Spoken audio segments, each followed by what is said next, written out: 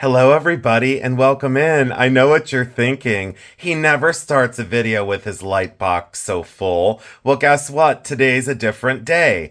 I needed some sort of happiness. I needed some sort of whimsy today. I couldn't figure out what to do today's educational video on, and I decided to document a very small portion of my vintage wooden pin collection. And you can tell by my voice, I'm super excited.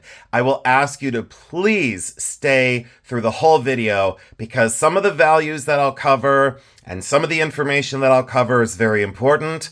Also, one of the last brooches that I will feature has been seen in previous videos. You've asked me to bring it back. Today's that day, and it is kind of the Mona Lisa of the wooden pin world. Wooden pins were something that, let me think back. And before I start, could you please hit the subscribe button? YouTube sent me an analytic the other day, and they said over 47% of my usual viewers were not subscribed to my channel. It is free, and it does really help me push these videos out to a wider audience of viewers. So if you could please hit the subscribe button right across from my name, it would be greatly appreciated. And the occasional thumbs up is always appreciated as well, because that really does help me. Again, if you do the math on it, that means that about 8,000 people that watch me on a regular basis aren't subscribed. And it is free and it really helps me out. So I'm not in front of 8,000 people anymore. I'm in front of 16,000 people. And I couldn't believe it this morning when I, got that information and I thought, wow, I'm in front of like 16,000 people. How is that humanly possible? So thank you so much. A major accomplishment, and it really does make me very happy. In my collection, I guess I'll start with that. I counted the other day, and I have 282 wooden pins in my collection. I'll start showing as I go, because we will run out of time today because of how many I have to bring on.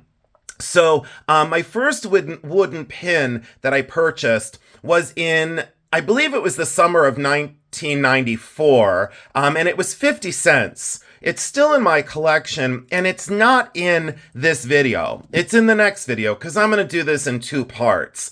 The collection is quite visually overwhelming, and each pin has such artistry and love to it that I really needed to slow down and do this in two installments. So eventually, there will be a continuation.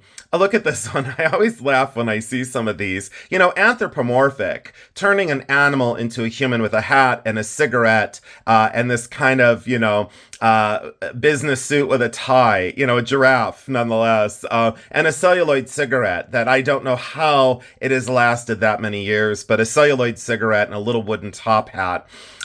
So I show you these to get started in the video, but I will do a second installment. These were always for me, when people question me, you really buy wooden pins? And there was like such judgment in that end question mark, like, really? And I'm like, yeah, really. And then I wear these and people look at them and they marvel at the artistry and that kind of true American folk art, whimsical, a labor of love, possibly a grandfather who didn't have excessive amounts of money back in the late 30s, into the 40s, into the 50s.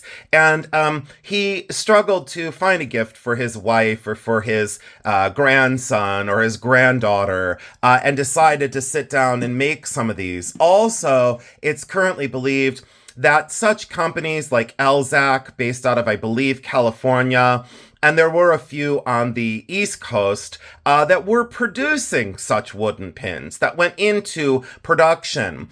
I did talk with a friend that had collected for a long time, and I had grilled her, and I said, historically, were wooden pins like this, were they before Bakelite, during Bakelite, or after Bakelite? Because we see so many similar designs carved out of bakelite and carved out of lucite, and sometimes accented with wood or accented with celluloid. The mixture of materials was very similar and constructed in a similar manner of, an articulating or what they considered a swing arm. That secondary swing arm, I will show you a frog pin here on my desk. I only have this out because I wore this the other day. You can see the similarity in form. You can see the similarity in surface. You can see that similarity of that articulating arm, and this is completely bakelite. So was this made before this? Or was this made after this? Which one came first? And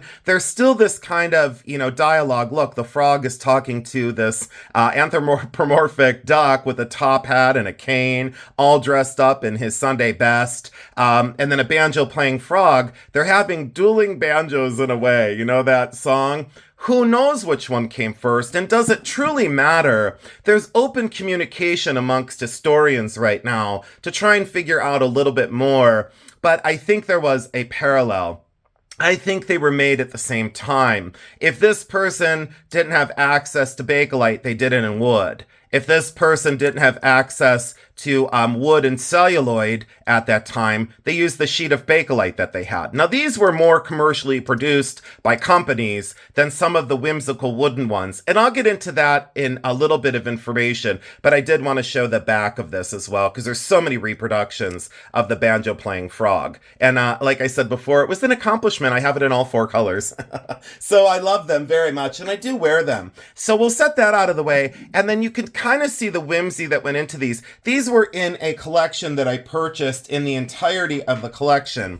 And I have a whole bunch of information that went with all of these. And when someone says, is there truly value in wooden pins? The answer is yes. So if we look here, this individual back in the day bought 23 pins, and I'm going to show you most of the 23 because there's 1, 2, 3, 4, 5, 6, 7, 8 in front of me, and then the 7 in here. So, and there's more in another box, but the ones I'm going to talk about today were $2,619, which is what was spent. Okay, and that broke it down to around $113.87 per pin. We could talk about current values. I don't think it's fair, as of right now, to cover that on specific ones and break it down and say, this one's worth this and this one's worth that. Some are worth more than others. Like you look at these 2 Indians, or I should say Native Americans, but we always in school called them Indians, like, a cowboy and an Indian. Would a cowboy be offended? Probably. Is it fair? That's the way we learned in school. So these Native American or Native American Indians or indigenous people of America, you can see that this one is much better than this one. And someone may say, I like this one better.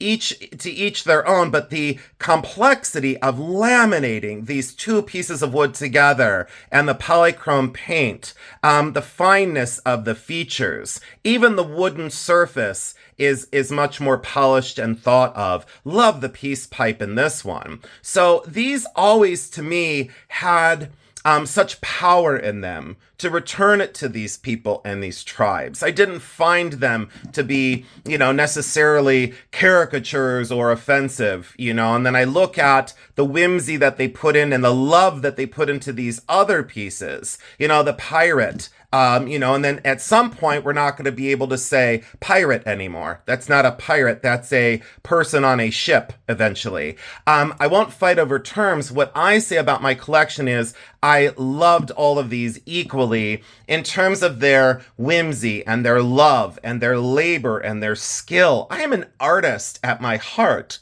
I had no judgment in my mind. I had no judgment in my youth. Back in '94, I was merely, a young adult in my late childhood, and I was still appreciating the artistry that went into these. Let me move these out of the way, and I thank you all again so much for joining in, and I almost today, beg you to hit that subscribe button and share this video out, because I do need your help.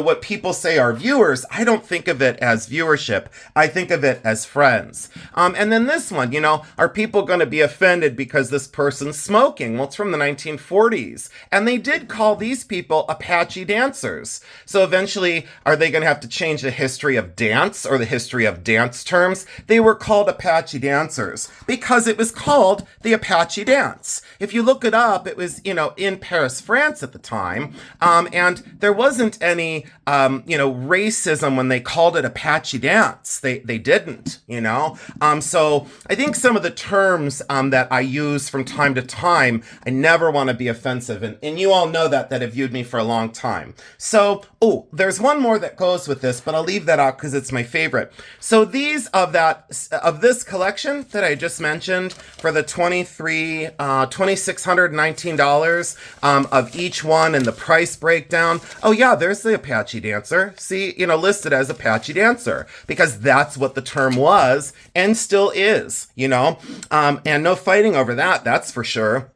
This one was so whimsical, and I've often said my spirit animal is an octopus, and many of my friends have always have always said I'm like an octopus. When one tentacle, is busy and everybody sees it, 7 more are busy doing something else, and boy, is that true. This is all carved wooden, and then inset celluloid eyes that have a little dot of black paint, and then this covered cord, this vinyl covered cord. Again, used in Bakelite constructions like the cherry brooches, have this as the stems, but it's normally green. And on this little guy, it would have been a bow. It would have been a little tied bow, and now I can't retie it because that cord will break. So now it's just a little string around this adorable octopus. And think about who made this, and think about who this was given to, or who wore this. And it's amazing to see that little screws or little tacks were used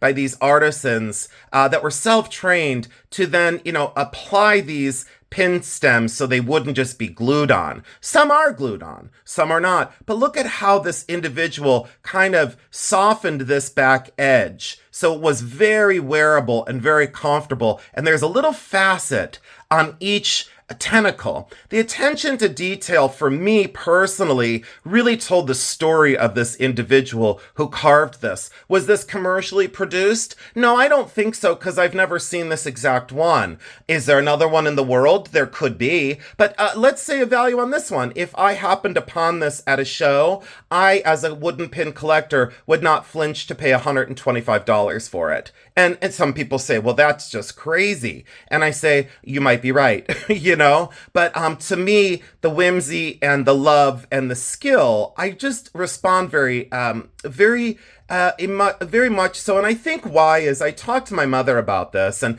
of my collection, the smaller collections, my mother really loves my wooden pins because her father, my grandpa Frank, was a woodworker, and he was a coal miner that came over, basically settled in Ohio, in the Slavic village in Ohio, and in the Slavic village back then, he settled, and it's an amazing thing. I get lost in my words because he worked so hard. He believed in hard work, and anyways, he made on his own, he trained himself how to do wooden items, and he made me these little mice that I still have that would sit on like an old grandfather clock, and he made me a clock, and he made me a grandfather clock, and he loved woodworking on the side. So these kind of they reminded me so much of my grandpa Frank, and they still do. So there was an emotional start, I should say, that when I found that original wooden pin for 50 cents and I saw the work that went into it, in 94, I knew I had to have it. And this has been, to accumulate 282 of these, and they're all different, by the way, in their own way, is still a labor of love, and I don't give up on this. I still seek them out, and many on YouTube have sent me wooden pins in the mail as gifts, and I have every single one of them and will continue to love and appreciate them. So thank you. You know who you are. Thank you for sending me some of the most amazing wooden pins in my collection. This is just I love the simplicity of this. I kind of love the harsh nature, but then I love the attention to the detail of the that tack headdress, the very large cone-shaped, almost earring or finial on the headpiece, and the color, that mint medicinal green and that bright school bus yellow, the push and pull of the surface, that slight red on the lips, and this very thick brow ridge, very strong features and high cheekbones. Absolutely handsome. Absolutely handsome and wonderful, and says about the power of the people, of the tribe, to me. This is just amazing. It's a dog that has this sword. The arm is fixed in place with 2 rivets, but this is reminiscent of the army-style dog that's done in Bakelite. And this is just like Royal Guard yarn for the headpiece, because that's all they had. You know, they only had black yarn, and that's what they could use to finish this. A painted eye instead of glass inlay. You'll see in some of the later ones that I show that there's glass inlay. The codes on the back correspond with the previous collection that I bought these from. And I love this little dog. I always have. Here's another Apache dancer, obviously going for Paris, France in the late 1920s, 1930s. This one looks more 1930s, 1940s. The style of that low-fitted cap, that kind of ascot or scarf, and then that painted cigarette to look like it's lit. And doesn't that look like it's lit? And the gesture of the face, the kind of off-center lips and the high cheekbone again, and that gorgeous profile. Very handsome. That single earring with the single glass kind of trade bead, brass. These are so thought out, and who wouldn't want to wear this is my question. As a vintage fashion collector or a vintage a person who appreciates vintage dance or vintage music, and vintage jewelry. So body adornment for me really did a lot of times transcend a lot of ideals within my collection. This I love, and I will be wearing this for the next month. I think this is exceptional. I love turning, an elephant into a businessman, with these little tiny shoes and that articulating arm and the tie and this headpiece, or it just is. It evokes such a smile. There's, you can't look at this and not smile. And some people may say after this, I still don't understand it. Well, there's not much more I can do for you if you don't. All I can say is, I think that these are true labors of love that bring whimsy and joy. This one always, to me, was one of my favorites in the collection. And if you were to ask me how much would I spend on this, you want to talk crazy? I probably would go up to $500 or $600 for this brooch. It is a frog that is some sort of band leader or drum major. These are celluloid sticks and then Bakelite spheres or balls that are applied to the top of those celluloid sticks. And to have this be in this condition and still be able to be worn, the base of it is missing a small piece. And you will see this because across the grain, wood is, it's sometimes fragile. And that broke off over time, but you can see that's been gone for a long time. That's been missing for quite a while. And maybe someone tried to fix that back in the day and put it back together and it broke again. The history of the piece, that doesn't bother me one bit. It really doesn't. Look at the little silk bow that was put on this little drum major frog. Look at his face. That face is worth every penny of $500 to me.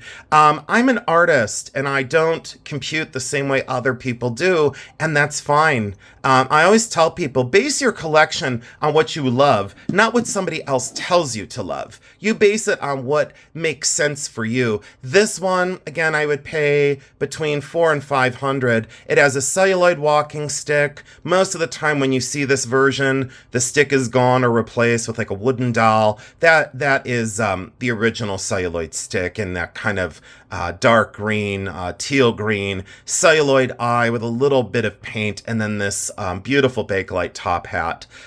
Very unusual to see a fish in a tuxedo with a top hat and a cane. This one, again, on the open market, I think if you were to sell it, you could ask between $300 and $600. Maybe it goes as low as $250, and maybe it goes $600. And if you find someone who absolutely loves it, maybe it goes more than that. These are not commonly found like this. These are the more unusual versions, and I show you these because, well, I don't want to put those in that box. Give me one moment. I don't like to lay these pins on top of each other because the paint surface can chip over time, and I don't want to ruin anything in my collection because I take great pride in it. This is one of the ones, and I hope you're still with me, this is one of the ones that was my favorite. And it's this penguin with an articulating arm with a cane and a top hat. And I will say that this is a favorite. The googly eye, I think they made this in Bakelite, but it didn't look exactly the same. It was the same size, but it wasn't the same structure. It was slightly different, and maybe it was carrying a basket. See, I get lost in some of these, but look at the screw and the way that this was put together, and see how the artist used the grain for their advantage so that these pieces didn't break off. If the grain went this way, and they carved it, like, how do I word it? If the grain went this way, right, like up and down, this beak would have possibly broken off. But the grain holds that there. Very secure, but the artist knew, I have to turn this piece of wood and cut across the grain so the beak doesn't break off. Does that not say artistry? Does that not say intelligence in design and craft? And that little arm, swinging, and, I'm running because I'm late to the ball. I'm late to work. I gotta go.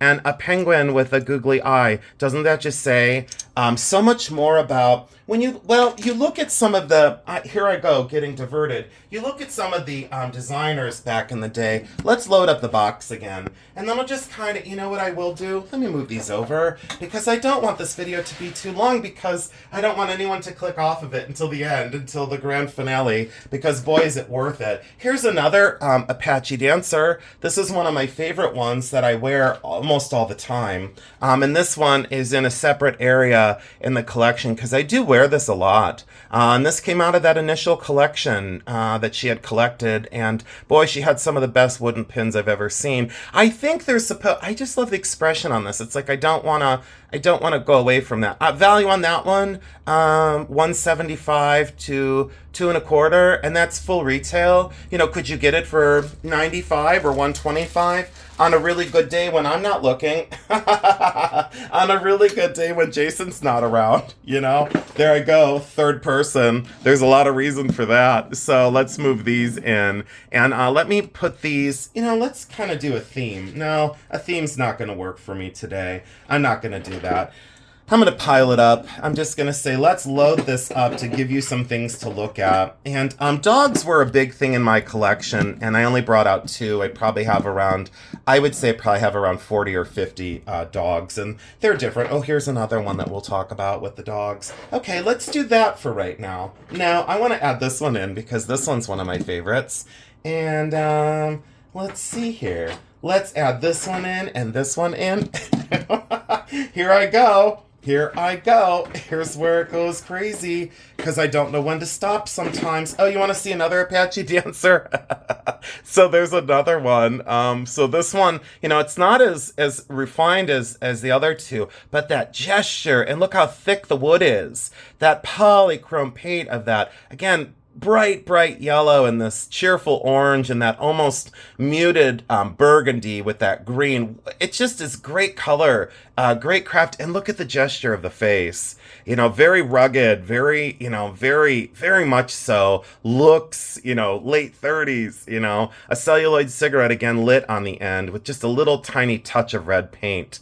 These, when I wore these, well, let's look at them together. Let's look at these together. When I wore things, I wore them together, and look at that on an outfit.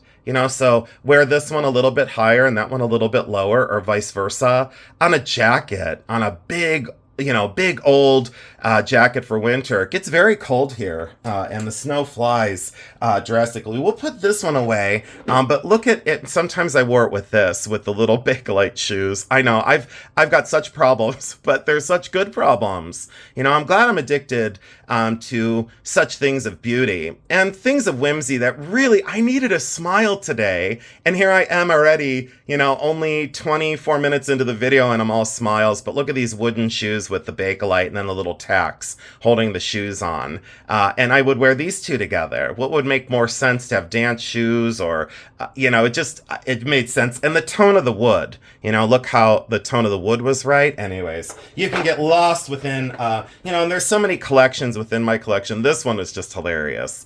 I don't even know what to say, but somebody just, this is, you could tell mom and pop didn't have any money, carved this little face, inset glass eyes, and just awesome, yelling mouth. He's yelling something. He's yelling at somebody. Lord only knows why. But let's see here. And then a single wooden shoe. It just, the whimsy of these things, and that classic lace, which is vinyl covered cotton cord. They use that extensively on the Bakelite fruit pins, the Bakelite cherry pins. You've all seen it. You all know. Let's see. Let's not get into here's two. Well, I didn't know I had these two. So there's two more boots, but these were carved by the same person. And I did buy these from the Family Direct, and there's a left and a right.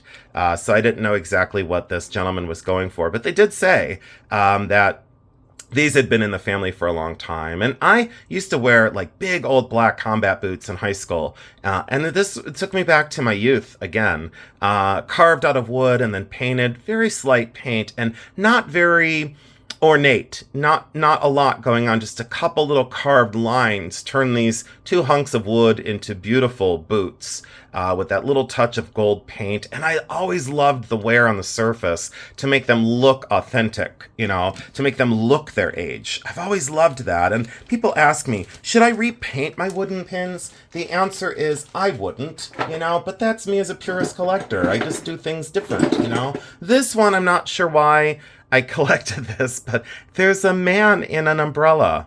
The whimsy that went into this, there's a man inside of an umbrella. Don't know exactly what the story is here. A lot of things we think of in these designs were nursery rhymes or children's story related, and this one is just so cool, and I love the expression on that face. Very interesting. I have one like this that is a dog inside of an umbrella.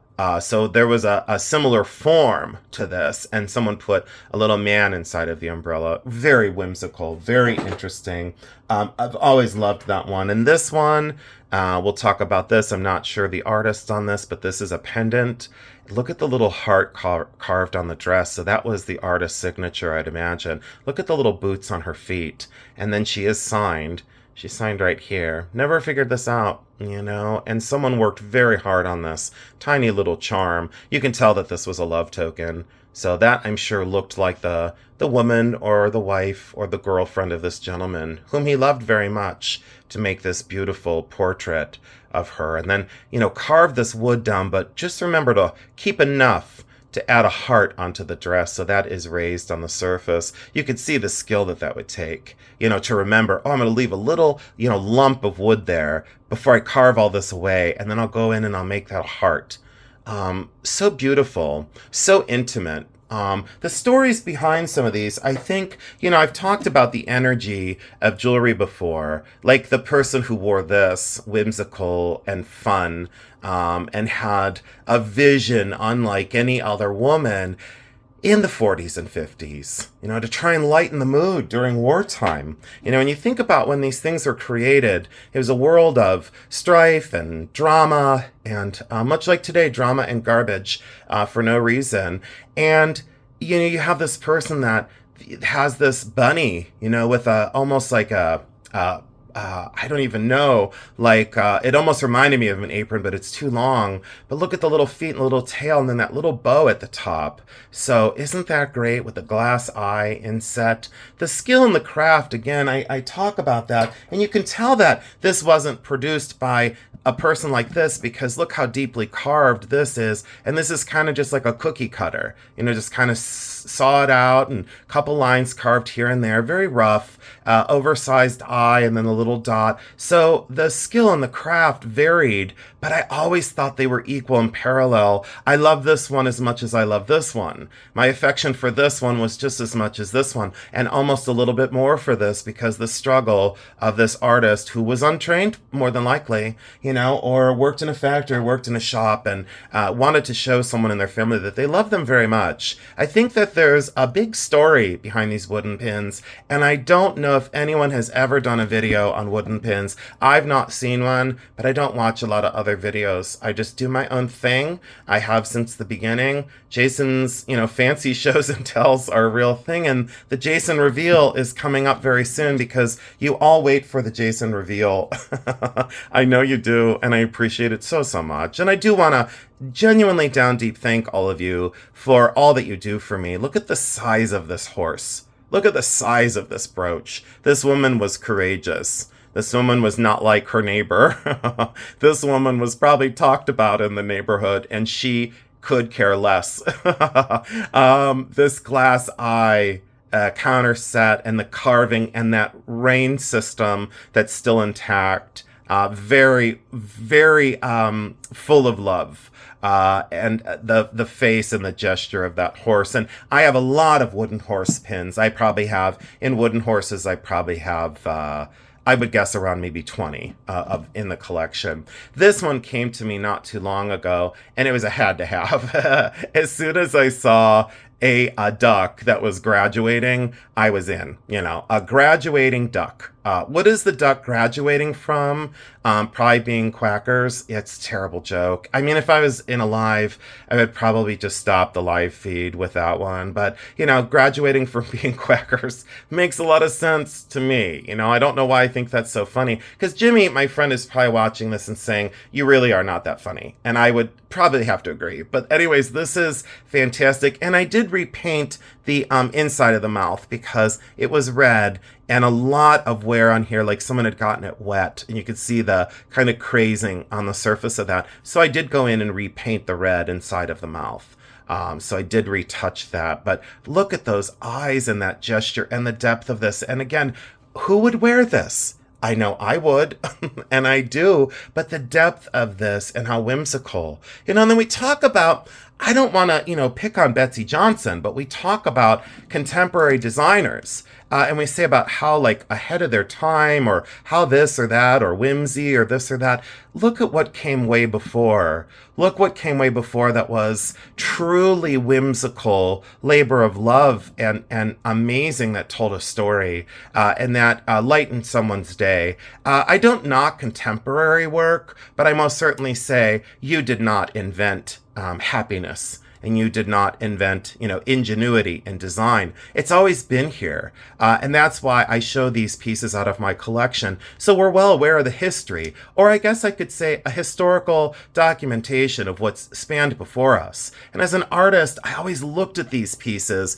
very closely as I created stuff like this. This is one of my own, half of Bakelite poker chip and then sterling silver, made in the Deco style because I was looking over my shoulder. Most artists do. So I wonder, are contemporary artists like Betsy Johnson looking at some of these vintage pieces that are so whimsical and so wonderful, that told a story from our history? And then we look at this one, and this is two articulating areas, a skiing, almost Scotty dog or terrier, and boy is he going fast because his ear is back and the scarf is back. Boy, he is trying his best. And look at his leg move, and then his little arm with the pole, to keep his balance as he's skiing. Could you imagine wearing that and having that move the whole time you're wearing it? Look at the construction again, going across the grain so that this person or company knew that they couldn't run the grain with the ski because it would have broken off. it would have easily just broken right off. And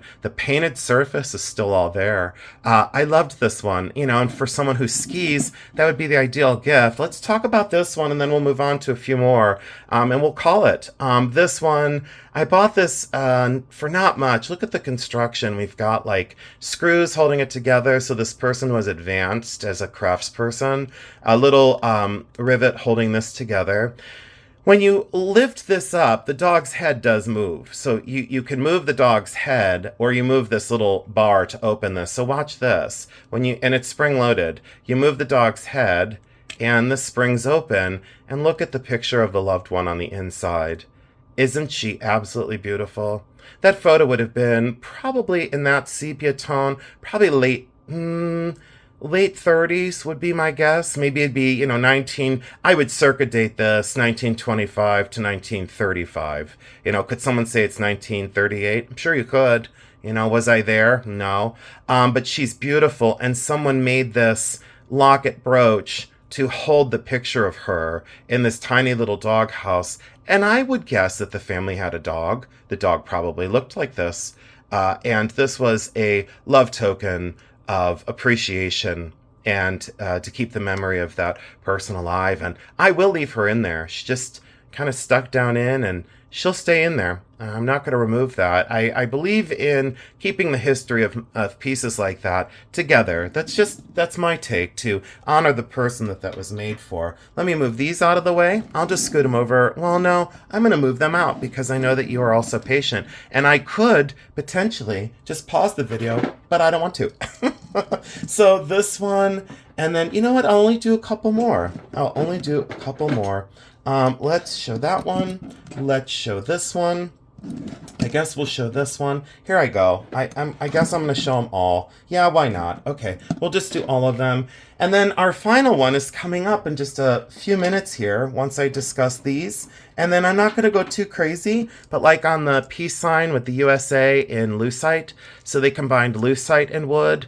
And this is a U, S, and an A with a peace sign. I don't know why this won't cooperate. There we go.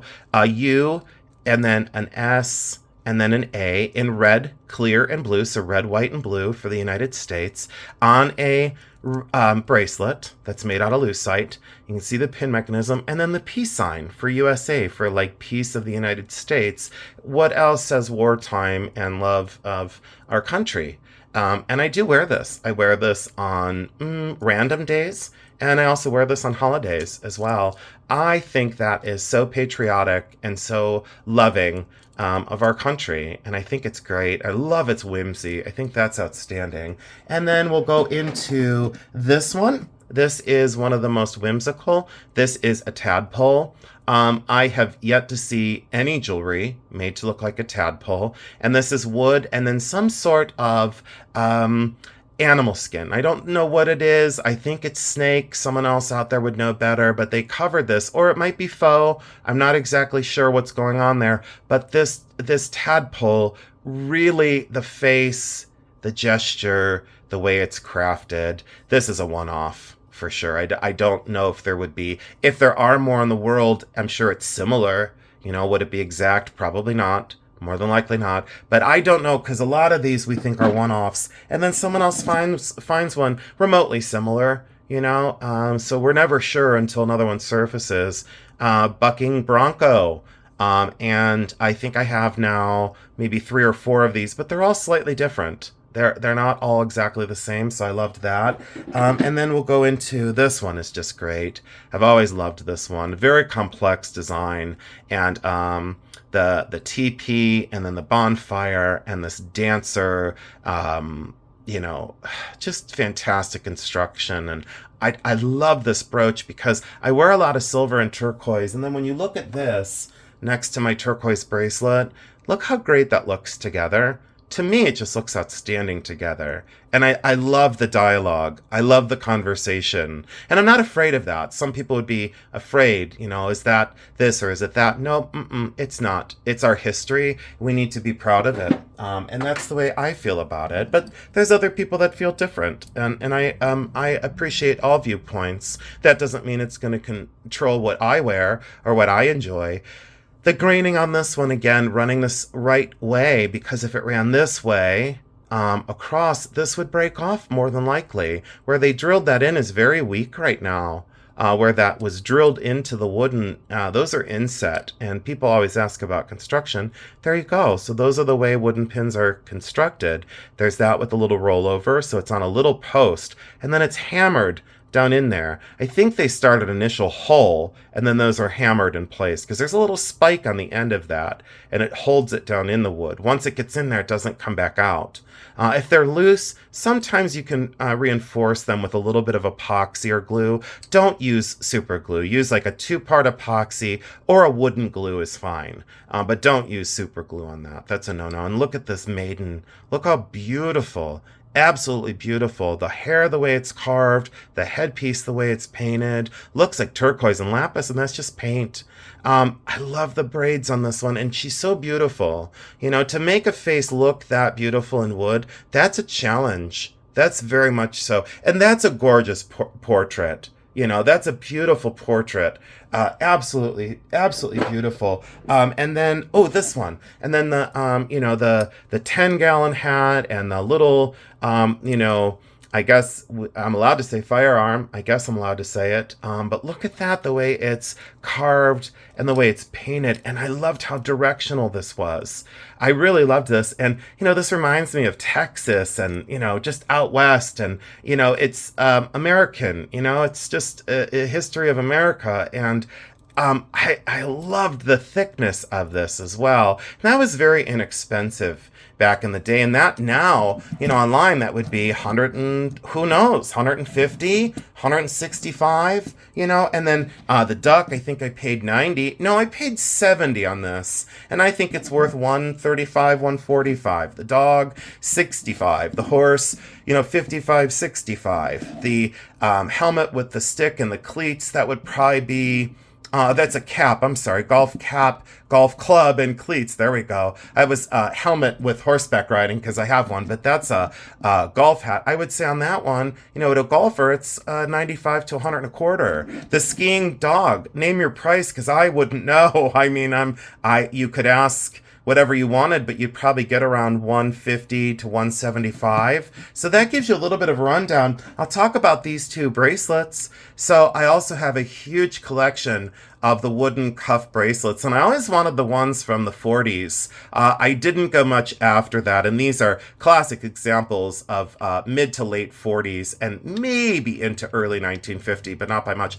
Look at the dog, the way that is treated, glass inset eyes, and that gesture of this dog with a leatherette collar and 2 little tacks on either side. See how they carve the feet on the front side of this to make that clamper bracelet? So talk about history of fashion. And again, a love token, a love token of someone appreciating someone. And look at the horse. Look at the face and the strength in the form, the strength in the gesture, the lines and the musculature of the face and the muscles on the neck, and then how the mane is treated and carved. This would have had reins that would have went down to the mane. I guess that would be considered part of the halter or bridle, but it would go across here. So the reins would, and you could see that where they were on the varnish. You can see on each side where the reins would have been. Didn't bother me one bit that it was missing. And see the little part right there? Well, that was part of the reins that came across here. Didn't bother me in the least. Because that would be the first thing that would break off. I'd love it if they were there. I could restore that. I could actually put I could find a piece of the old vinyl covered cord, and it's kind of like a mesh cotton that it's on. But look at that. Okay, we're going to go down to, I love these, by the way. We're going to go down to the last one. We'll scoot these out of the way. We'll put these right here so we have something pretty to look at. So thank you all so much for staying with me. And again, this is the first installment of 2.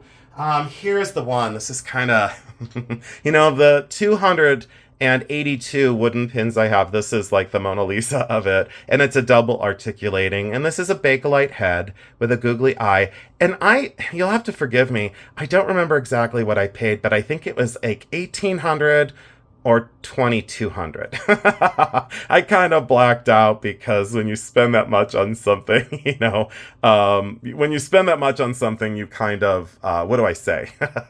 You kind of stop counting dollars. I don't know. But it's amazing. It's a monkey. With a little tiny hat on, and again, anthropomorphic, to make it look human, carrying a basket, ready to go to market, and then carrying its cluster of bananas on its way home, from market. I loved the double articulating. I love the, yes, no, or I guess you would say yes at this point, because it doesn't go no, it really doesn't. It tries to, but it doesn't. But the yes face with that googly eye. Can you imagine wearing that back in the, late 30s, early 40s, more than likely 40s on this, and see how they angled this? See how they went in and the craft and the skill that took with that tiny little screw to hold these things so securely together. That angle to make it so wearable, and where that pin mechanism goes in. Always focus on those and make sure that they're old. Have not seen very many replicas of wooden pins, but there are newer ones online for sale, and you can tell when they're new. You can definitely tell. The varnish is different. The colors are different.